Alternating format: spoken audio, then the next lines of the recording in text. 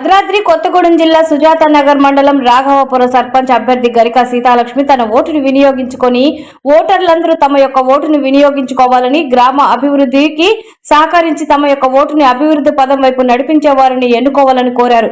రాఘవాపురం గ్రామ పంచాయతీలో ఓటర్లు వేకువజామునే తమ యొక్క ఓటును వినియోగించుకొని మహిళలు, చిన్నపిల్లలతో వచ్చి ఓటును వినియోగించుకుంటున్నారు.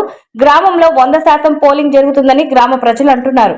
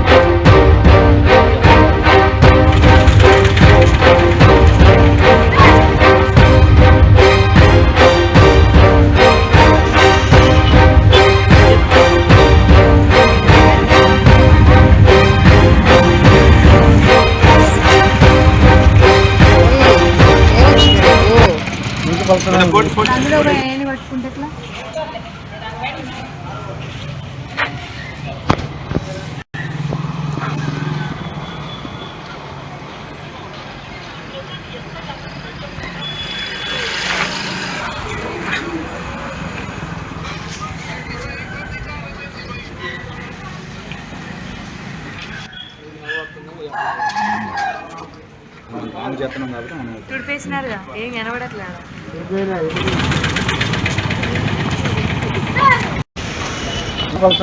మళ్ళీ చెప్తున్నాను